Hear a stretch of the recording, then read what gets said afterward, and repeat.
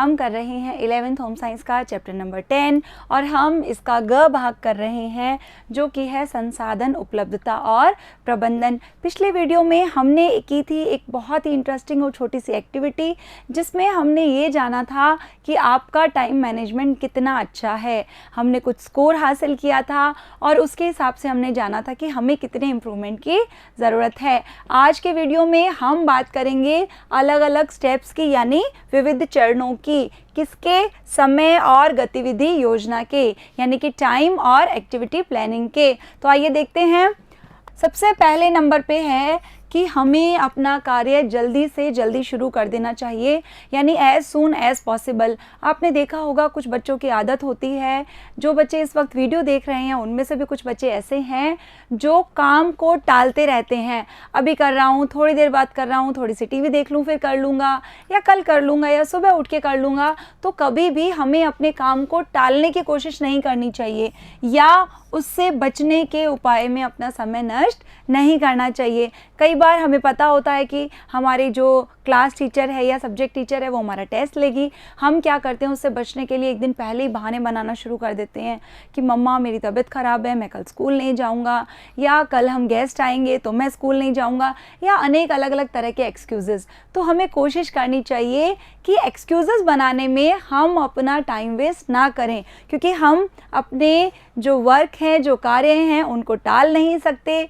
इसलिए हमें उनसे बचने की कोशिश नहीं करनी चाहिए और जल्दी से जल्दी अपना काम शुरू करना चाहिए। अब हम एक स्टूडेंट का एग्जाम्पल ले रहे हैं कि विद्यार्थी जैसे ही घर पहुंचता है ये ज़रूरी है कि थोड़ी देर हम रेस्ट करें। देखिए, टाइम मैनेजमेंट का अर्थ ये नहीं है कि आप पूरा दिन लगे रहो, पढ़ाई पढ़ाई पढ़ाई करते रहो। आपके लिए विश्राम भी ज़रूरी है, आपका मनोरंजन यानी एंटरटेनमेंट भी ज़रूरी है, आपका रूटीन लाइफ, आपका फैमिली टाइम सब ज़रूरी है। तो जैसे ही स्टूडेंट घर पर पहुँचता है क्या करना चाहिए उसको? थोड़ी देर रेस्ट किया, भोजन किया, क्योंकि भोजन नहीं करेंगे, पोषक तत्व नहीं मिलेंगे तो हम बीमार हो जाएंगे। उसके बाद स्कूल का काम शुरू कर देना चाहिए। ऐसा नहीं है कि पूरा दिन तो हम टहल रहे हैं, इधर घूम लिया, उधर घूम लिया, इससे बात कर ली, उससे बात कर ली। अब जब दिन ख़त्म होने वाला है तो हमें टेंशन होगी कि पूरा दिन तो ख़त्म हो गया, अब मैं अपना काम कर लूँ। नहीं, हम जैसे ही घर पर पहुँचे, रेस्ट किया, थोड़ा सा खाना खाया और फिर हमें अपना होमवर्क या जो भी लर्निंग असाइनमेंट है वो शुरू कर देना चाहिए। उसके बाद सेकंड नंबर पे है नियमित दिनचर्या से कार्य करें, यानी कि रूटीन बनाना है हमें, रेगुलर उसी के हिसाब से अपना कार्य करना है हर काम निष्पादित करने के लिए। निष्पादित से हमारा यहाँ आशय है किसी भी काम को पूरा करने से या कंप्लीट करने से। उसके लिए हमें समय को तय कर लेना चाहिए और उसी के हिसाब से फिर हमें काम करना चाहिए। यानी हमारा एक फिक्स टाइम टेबल और रूटीन होना चाहिए कि हमें अब ये करना है, अब मैं ये करूँगी, और उसी के हिसाब से हमें कार्य करना चाहिए। इससे हमारी एनर्जी भी सेव होती है, हमारा टाइम भी सेव होता है और हम अपने सारे काम कंप्लीट कर पाते हैं। जैसे स्कूल का काम पूरा करना, घर का कामकाज करना और फिर अन्य काम करना। कहने का आशय ये है, जब हम टाइम टेबल बनाते हैं तो हमने उसमें ही देख लिया कि इतने से इतने बजे तक मुझे स्कूल का काम करना है, उसके बाद मुझे थोड़ी सी मम्मा की भी हेल्प करनी है, या मेरे रूम का कुछ काम है, डस्टिंग है, अलमीरा मेरी सेट करनी है, जो भी है, और उसके बाद मेरे जो एक्स्ट्रा काम है मैं वो करूँगा या वो करूँगी। छात्रों को प्रतिदिन का नियम बना लेना चाहिए कि बिना विलंब किए समय से काम पूरा करना है। देखिए, जब हमारा टाइम टेबल बना हुआ होता है, हमारा एक रूटीन सेट होता है, तो उसके हिसाब से हम बहुत जल्दी अपना काम शुरू कर देते हैं। हमें पता होता है कि ये टाइम अब हो गया है इस काम को करने का, मुझे जल्दी से करना पड़ेगा, नहीं तो अगले काम को करने का टाइम शुरू हो जाएगा। तो ये फ़ायदा होता है एक टाइम टेबल बनाने का। तो इसलिए स्टूडेंट्स, आप भी आज ही, जिन स्टूडेंट्स ने अपना टाइम टेबल नहीं बना रखा, डेली का अपना टाइम टेबल ज़रूर बनाइए, फिर उसी के हिसाब से अपना काम कीजिए। पूरे दिन का आपको टाइम टेबल बनाना है। उसके बाद है अपने कामों की प्राथमिकता तय करें, यानी आपको पता होना चाहिए कि कौन से काम प्रायोरिटीज़ पे हैं, कौन से काम ज़्यादा महत्वपूर्ण है, किन को मुझे पहले ख़त्म करना है। फॉर एग्ज़ाम्पल, आपको पता है कि कल आपका क्लास टेस्ट है, आपका थोड़ा सा होमवर्क भी पेंडिंग है, तो आप पहले क्लास टेस्ट के लिए लर्न करेंगे, उसके बाद अपना होमवर्क कंप्लीट करेंगे।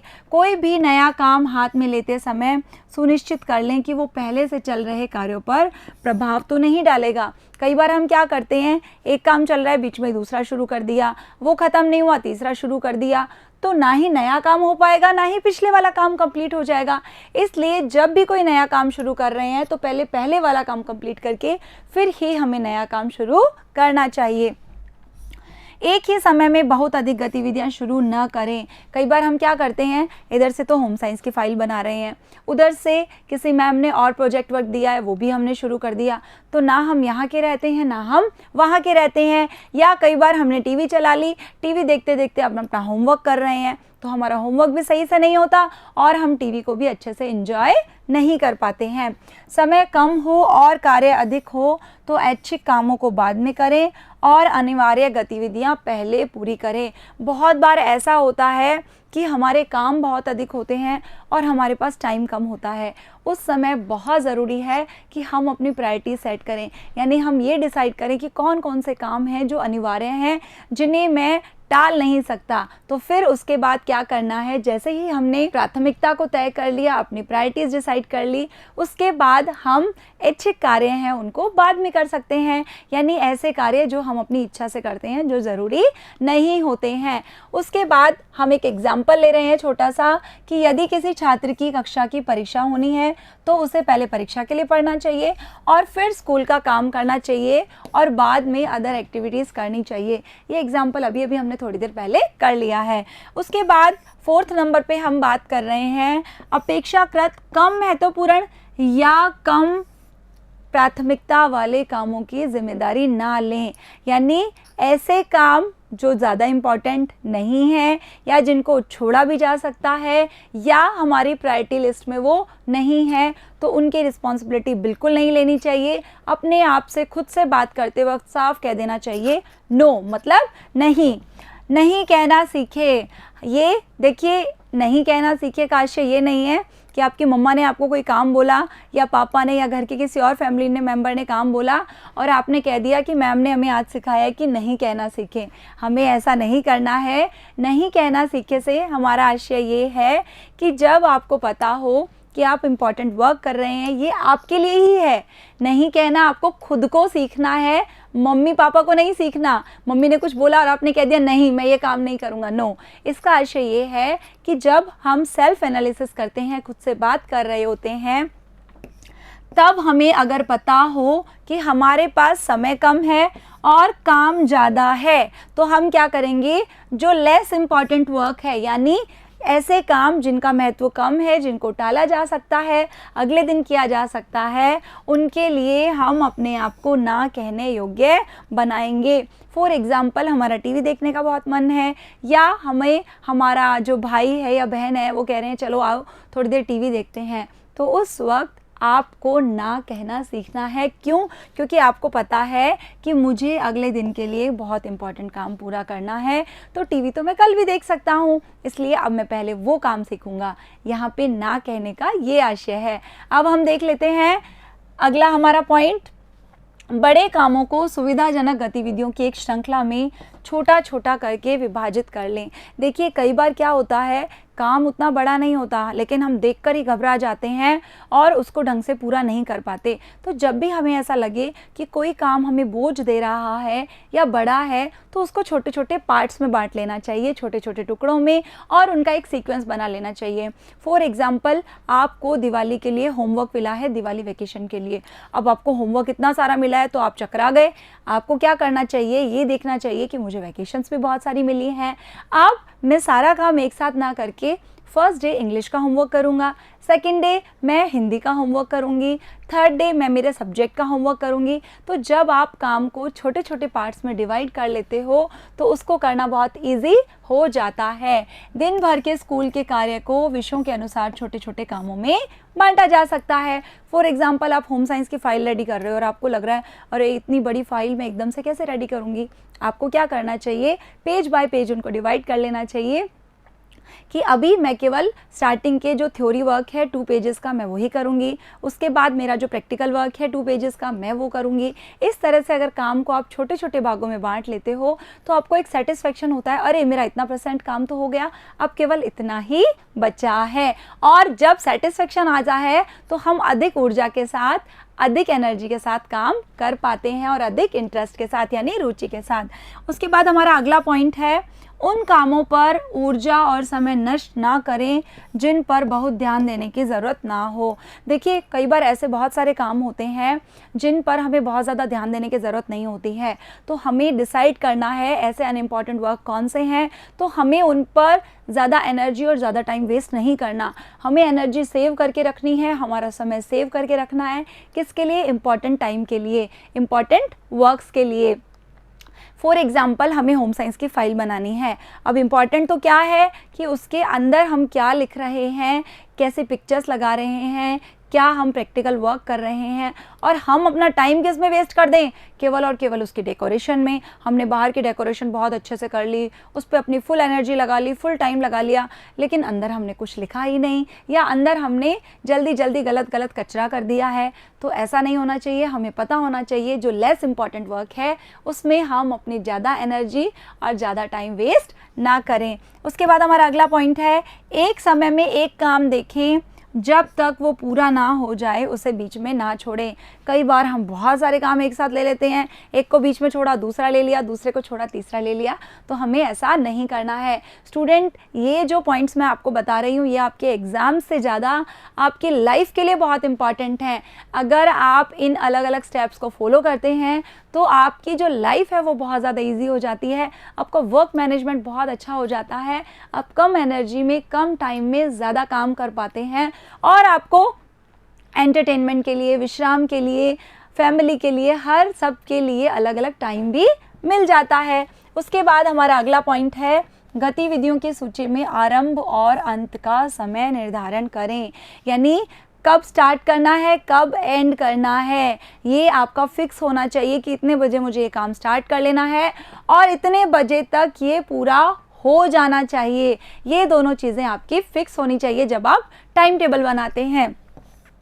बिना अधिक समय लगाए हर विषय के लिए उपयुक्त समय निर्धारित करें। फॉर एग्जाम्पल, आप ड्राइंग कर रहे हैं, आपने 6 बजे ड्राइंग स्टार्ट की। अब आपने ड्राइंग स्टार्ट तो कर दी, लेकिन आप अपने टाइम टेबल में ये मेंशन नहीं किया कि मैं कितने बजे तक इस काम को ख़त्म करूँगा। आप उसमें मग्न हो गए हैं, करते जा रहे हैं, करते जा रहे हैं, आपने देखा ही नहीं कब 8 बज गए, 9 बज गए। अब आपके बाकी काम तो रह गए और आपने केवल क्या की? ड्राइंग की। तो हमें ऐसा भी नहीं करना चाहिए। स्टार्टिंग और एंड हमें हमारे टाइम टेबल में ज़रूर मेंशन करना है। उसके बाद है, अपनी गतिविधियों और कामों की एक सूची बनाएं। यानी हमें पता होना चाहिए, एक लिस्ट होनी चाहिए हमारे पास कि मुझे आज ये काम करने हैं। और देखिए, ये जो काम की लिस्ट होती है, एक्टिविटीज़ की जो लिस्ट होती है, ये डेली बेसिस पे भी हो सकती है, वीकली बेसिस पे भी हो सकती है, ईयरली और मंथली भी हो सकती है। इसकी हम डिटेल से आगे बात करेंगे। ये आपको हर काम के लिए समय प्रबंधन में सहायक होगा। क्या? जब हम एक्टिविटीज़ की लिस्ट बना लेते हैं तो हमारा टाइम मैनेजमेंट बहुत अच्छा हो जाता है। पूरे दिन के लिए उपयुक्त समय सारणी बनाएं, जिसमें फुर्सत के समय को भी हमेशा शामिल करना है। क्योंकि अगर हम खुद को फुर्सत के पल नहीं देते या ऐसे कुछ क्षण नहीं देते जिसमें हम कुछ नहीं कर रहे, तो हमारी जो प्रोडक्टिविटी है, उत्पादकता है, वो प्रभावित होती है। इसलिए खुद के टाइम टेबल में फुर्सत के क्षण, विश्राम के पल और बिल्कुल ऐसा समय जिसमें हम कुछ नहीं करें, उसको शामिल करना बहुत ज़रूरी है। ऐसा समय ऐसा नहीं है हम दिन के 6-7 घंटे ऐसे शामिल कर लेंगे जिसमें हम कुछ नहीं कर लें। नहीं, उसको हमें कम समय देना है, लेकिन देना ज़रूर है। उसके बाद अब हम बात कर लेते हैं गतिविधियों के प्रकार, यानी कि टाइप ऑफ एक्टिविटीज़। मैंने अभी आपको बताया था कि हमें एक लिस्ट बनानी है अपनी एक्टिविटीज़ की, उसी की हम बात कर रहे हैं। सबसे पहले हम देख रहे हैं कि कौन कौन सी हमारी कंपल्सरी एक्टिविटीज़ होती हैं। उसके बाद है वैकल्पिक, यानी ऑप्शनल है, जो ऐच्छिक हैं, हम करें तो भी चल सकता है, उनको टालें तो भी चल सकता है, यानी वो बहुत ज़्यादा कंपल्सरी नहीं होती हैं। पहले हम कंपल्सरी एक्टिविटीज़ की बात कर लेते हैं। उनमें फर्स्ट नंबर पे है दैनिक, यानी कि जो हमें डेली करनी है। जैसे हमें प्रतिदिन घर में धूल झाड़ना, यानी डस्टिंग करना हमें बहुत ज़रूरी होता है, क्योंकि अगर हम साफ़ सफाई नहीं रहते तो हम रोगों से घिर जाते हैं, बीमार हो जाते हैं, हमारा स्वास्थ्य खराब हो जाता है। और उसके बाद है स्कूल में दिए गए कार्य को पूरा करना। हमें जो भी daily learning assignment, working assignment मिल रहा है, उसे कंप्लीट करना बहुत ज़रूरी होता है। स्कूल के लिए रेडी होना, हम ऐसा तो कोई स्टूडेंट नहीं है जो बिना रेडी हुए स्कूल पहुंच जाता है। हम नहा के अच्छे से यूनिफॉर्म पहन के रेडी होके स्कूल जाते हैं। तो ये सारी क्या है? हमारी डेली एक्टिविटीज़। खाना पकाना, ये आपकी एक्टिविटी हो भी सकती है, नहीं भी, क्योंकि समटाइम्स आपकी मम्मी आपको खाना बना के दे देती है, लेकिन कभी कभी आप अपनी मम्मा की हेल्प भी करते हैं, तो ये भी हमारे रूटीन एक्टिविटीज़ में आती हैं। विश्राम करना यानी कि रेस्ट, ये रूटीन में बहुत ज़रूरी है, यानी कि ये सारी वो एक्टिविटीज़ हैं जो आप डेली करते हैं। उसके बाद सेकंड नंबर पे है वीकली एक्टिविटीज़, यानी जो हम वीक में वंस या ट्वाइस करते हैं, हफ्ते में 1 या 2 बार, साप्ताहिक। जैसे कपड़े धोना, देखिए बहुत सारी फैमिलीज़ ऐसी होती हैं जहाँ कपड़े रोज़ धुलते हैं, लेकिन अक्सर ऐसा होता है हम संडे को या सैटरडे को, वीकेंड पे हम सारे कपड़े एक साथ धो लेते हैं, है ना। अब कपड़े धो लिए तो उन पे आयरन भी करना है, या तो हम खुद करेंगे या दे के करवाएंगे, लेकिन ये हमारी वीकली एक्टिविटीज़ में काउंट होता है। घर की साप्ताहिक सफाई करना, देखिए घर की जो सफाई होती है उसमें 2 तरह की सफाई शामिल होती है। एक सफाई ऐसी होती है जैसे झाड़ू लगाना, पोछा लगाना, जो हम लगभग डेली करते हैं, और कुछ साफ़ सफाई जैसे हम जो अच्छे से कर रहे हैं, क्लीनिंग, डस्टिंग वगैरह, उन्हें हम वीकली करते हैं। घर के लिए खाद्य वस्तुएं लाना, मैंने आपको पिछले वीडियो में एक एग्जांपल दिया था कि जब भी हम मार्केट जा रहे हैं, ऐसा नहीं है हम डेली जा रहे हैं या बार बार जा रहे हैं, हम एक लिस्ट बना लें, फिर वीक में या मंथ में एक बार जाकर हम अपनी जो ज़रूरत के सामान है वो लेकर आएँ। स्कूल के साप्ताहिक कार्य की तैयारी करना, जो भी हमें वीकली असाइनमेंट स्कूल से मिला होता है उसकी तैयारी करना। अभी हमने बात कर ली डेली की, उसके बाद वीकली, उसके बाद हम थर्ड नंबर पे बात कर रहे हैं मंथली यानी मासिक। जैसे स्कूल की मासिक फ़ीस देना, अलमारियों को पुनर्व्यवस्थित करना। देखिए बहुत सारे स्कूल्स ऐसे हैं जहां मंथली फ़ी डिपॉज़िट करवाते हैं, कहीं पे ईयरली डिपॉज़िट करवाते हैं पूरे साल की एक साथ, कहीं पे क्वार्टरली, तो डिपेंड्स करता है स्कूल पे और स्टूडेंट पे या पेरेंट्स पे। उसके बाद है अलमारियों को पुनर्व्यवस्थित करना। देखिए हम डेली अपनी अलमीराज को सेट नहीं करते हैं, कई बच्चे ऐसे होते हैं जो वीकली कर लेते हैं, और कई बच्चे एवरी मंथ अच्छे से अपनी पूरी अलमीरा सेट कर लेते हैं। क्यों ज़रूरी है अपनी अलमीरा को सेट करना? जिससे हम डेली परेशान ना हों, क्योंकि महीने में एक बार हमने उसको थोड़ा सा समय दे दिया तो हमारा डेली का टाइम बच जाता है। क्यों? हमें यूनिफॉर्म ढूंढनी है, अपने नाइट वेयर्स ढूंढने हैं, या अपनी कोई भी ड्रेस ढूंढनी है, तो हमारे लिए बहुत इजी हो जाता है डेली रूटीन में अगर हमारी अलमीरा सेट है तो। उसके बाद है फोर्थ नंबर पे वार्षिक गतिविधियाँ, यानी कि ईयरली एक्टिविटीज़ कौन कौन सी हैं। जैसे उसमें सबसे इम्पॉर्टेंट है हमारे एग्ज़ाम्स, हमारी परीक्षा, स्कूल के वार्षिक समारोह आदि का आयोजन, स्वास्थ्य की जांच आदि। देखिए हमारा जो एनुअल फंक्शन होता है हमें उसके लिए प्रिपरेशन करनी है, वो इसके अंतर्गत आएगा, या हमें कोई हेल्थ चेकअप्स करवाने हैं जो हम एवरी ईयर करवाते हैं, वो एक्टिविटीज़ इसके अंतर्गत आती हैं। ये जो हमने 4 एक्टिविटीज़ की बात की, डेली, वीकली, मंथली और ईयरली, ये हमने बात की है कंपल्सरी एक्टिविटीज़ की, यानी अनिवार्य गतिविधियाँ। अब हम बात कर रहे हैं ऐच्छिक या वैकल्पिक, यानी ऑप्शनल, जिन्हें हम नहीं करें तो भी चल सकता है। फॉर एग्जाम्पल यात्रा पर जाना, घर में पेड़ तथा जड़ी बूटियों के पौधे लगाना, उत्सवों में भाग लेना, ये हमारी इच्छा पे डिपेंड करती है। अब हम कर रहे हैं हमारी एक्टिविटी नंबर 2। एक्टिविटी 1 हमने हमारे लास्ट वीडियो में की थी, जिसमें हमने हमारा स्कोर जाना था कि हमारा टाइम मैनेजमेंट कितना अच्छा है। अब हम क्या कर रहे हैं, स्कूल के निकट एक छोटे कस्बे में रहने वाला एक 12th क्लास का स्टूडेंट है, उसकी हमने टाइम और एक्टिविटी प्लानिंग का आपको एक एग्जाम्पल दिया है। आपको क्या करना है, यहाँ पर अपनी एक्टिविटीज़ और अपना टाइम टेबल लिखना है। देखिए ये केवल एक एग्जाम्पल है किसका, एक ऐसा बच्चा है जो स्कूल के निकट एक छोटे से कस्बे में रहता है। अगर आप कस्बे में रहते हैं या शहर में रहते हैं, किसी गांव में रहते हैं, तो सबकी जो टाइम प्लानिंग है वो अलग अलग होती है। तो यहाँ पे एक एग्जाम्पल है, एक बच्चा है जो सुबह 5 बजे उठ गया है, फिर 5 से 6 उसने अपना डेली रूटीन फॉलो किया, उसके बाद 6 से 7 उसने अपनी पढ़ाई की या मम्मा को किचन के काम में हेल्प की है, 7 से 7:30 उसने अपना बाथ लिया, स्कूल के लिए रेडी हुआ, उसके बाद ये उसने अपना ब्रेकफास्ट किया, न्यूज़पेपर पढ़ा, स्कूल पहुंचा, फिर स्कूल में घर, और उसके बाद आके उसने अपने कपड़े चेंज किए, हाथ मुंह धोए, दोपहर का भोजन किया।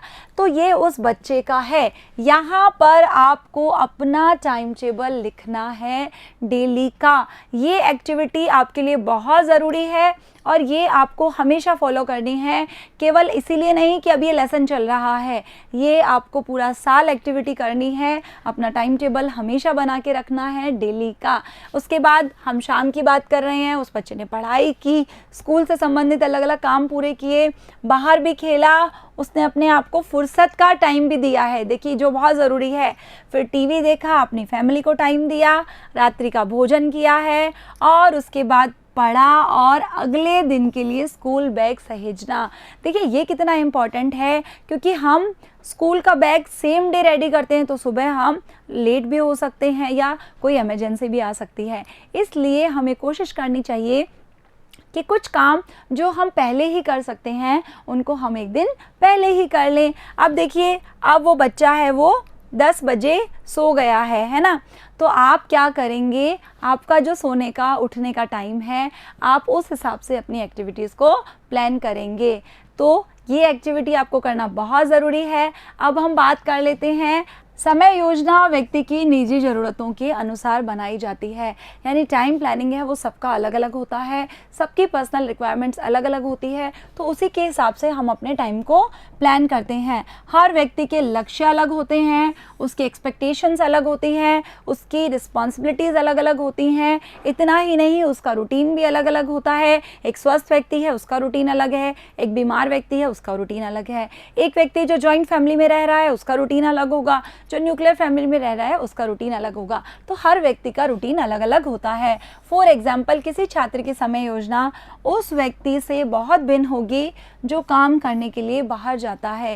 यानी अगर हम एक स्टूडेंट की जो टाइम प्लान है उसको करें या हम उसका कंपैरिजन करें ऐसे किसी व्यक्ति से जो अपने काम को करने के लिए बाहर जाता है, तो ऑब्वियस सी बात है दोनों में फ़र्क होगा। अब देखिए, हम बात कर रहे हैं एक्टिविटी नंबर 3 की। यहाँ पर हमने एक एग्जाम्पल दिया है, जैसे हमने आपको पहले एक स्टूडेंट का एग्जाम्पल दिया था जो 12th क्लास का है, जो एक कस्बे में रहता है, स्कूल के पास ही। अब हम आपको एक एग्जाम्पल दे रहे हैं एक ग्रामीण महिला का, कि वो कितने बजे उठती है, उसके बाद क्या करती है, कितने बजे सोती है, टीवी कब देखती है, फैमिली को कब टाइम देती है, ये हमने सारा उसमें मेंशन किया है। आपको क्या करना है, यहाँ पर आपको अपनी मदर का डेली रूटीन लिखना है, उनकी समय योजना क्या है वो आपको लिखनी है। ये आपको मम्मी से नहीं भरवाना, बल्कि उनसे पूछकर इसमें फिल करना है कि मम्मा कितने बजे उठती हैं, उसके बाद वो क्या करती हैं, उनके रेस्टिंग आवर्स कौन से हैं, वो किचन में कब काम करती है। अगर आपकी मम्मा वर्किंग है ना, तो भी आपको उस हिसाब से लिखना है, और हाउसवाइफ है तो आपको उस हिसाब से ये सारा लिखना है। ये हमने आपको एग्जाम्पल दिया है एक ग्रामीण महिला की समय योजना का। अब देखिए, अगर हमें अपना टाइम मैनेजमेंट अच्छा करना है, कारगर करना है, उसके लिए कुछ सजेशंस हैं। क्या सजेशन है कि हमें किए जाने योग्य कार्य, यानी ऐसे कार्य जो हमें करने हैं उनकी एक लिस्ट बनानी है, और उन गतिविधियों के करने के कारण लिखना है, और उनके करने के समय सीमा की पहचान करनी है। यानी हम यहाँ पर डाल देंगे 1 2 3, यानी कितनी एक्टिविटीज़ हमें करनी है। यहाँ हमने लिख दिया हमें एक्टिविटी कौन सी करनी है। फॉर एग्जांपल, हमने यहाँ पे लिख दिया क्लीनिंग, है ना, कि घर की हमें साफ़ सफाई करनी है। सेकंड नंबर पे हमने लिख दिया कुकिंग, है ना, हम मम्मा के किचन में भी हेल्प कर रहे हैं। थर्ड नंबर पे कोई भी ऐसे इस तरह की अलग अलग एक्टिविटीज़ आप लिख सकते हैं। यहाँ पे हमने लिख दिया टीवी, अब आपको यहाँ पे देखना है टीवी। अब यहाँ पे आपको क्या लिखना है कि जो आपने एक्टिविटी यहाँ पे लिखी है वो आपको कब तक पूरी करनी है, क्यों, मतलब आपको आज में ही पूरी करनी है या किसी फिक्स डेट तक उसको पूरा करना है या किसी फिक्स घंटे तक उसको पूरा करना है, यहाँ पे आपको वो मेंशन करना है। अब आपको वो एक्टिविटी क्यों करनी है उसका रीज़न लिखना है। फॉर एग्जांपल, हमने कुकिंग का रीज़न लिखा कि हमें मम्मा की हेल्प करनी है। टीवी का हमने रीज़न लिखा कि हमें थोड़ा सा एंजॉयमेंट चाहिए, है ना। होमवर्क का रीज़न हमने लिख दिया यहाँ पे स्कूल और स्टडी। इस तरह से आपको अलग अलग लिखना है। अब हम बात कर रहे हैं आपकी दैनिक और साप्ताहिक योजना सारणी। ये आपकी बुक में भी दी हुई है, ब्लैंक आपको दी हुई है, आपको पेंसिल से इस पूरी सारणी को भरना है। देखिए बच्चों, इसमें से कोई भी एक्टिविटी आपको स्किप नहीं करनी, यानी छोड़नी नहीं है। ये बहुत ज़रूरी एक्टिविटीज़ हैं, इसीलिए आपकी बुक में दी हुई हैं। उसके बाद है दीर्घ अवधि योजना सारणी, जो हम लंबे समय के लिए बनाते हैं। एक मासिक चार्ट का हमें प्रयोग करना है ताकि हम आगे की योजना बना सकें। देखिए, दीर्घ अवधि योजना सारणी आपके लिए समय की रचनात्मक योजना बनाने हेतु याद दिलाने की भी काम करेगा, यानी आप टाइम को क्रिएटिविटी से प्लान कर सकें, कम समय में अधिक काम पूरे कर सकें, उसके लिए ये योजना बहुत इम्पॉर्टेंट होती है। यानी आप लिख लीजिए कि जनवरी में मुझे क्या काम पूरे करने हैं। आपने देखा होगा बच्चों, जो हमारा सिलेबस आता है उसमें क्लियर मेंशन होता है कि जनवरी में बच्चों को इतने लेसन कंप्लीट करने हैं, फरवरी में इतने, मार्च में इतने। तो इसी तरह से आप भी अपना ईयरली टाइम टेबल सेट कर सकते हैं। स्टडीज़ के अलावा और भी बहुत इंपॉर्टेंट वर्क होते हैं, उनको भी आप इसमें मेंशन कर सकते हैं। तो ये थी हमारी कुछ इंपॉर्टेंट एक्टिविटीज़। अगले वीडियो में हम बात करेंगे समय प्रबंधन की स्थितियों की। तो मिलते हैं अगले वीडियो में, तब तक के लिए थैंक यू।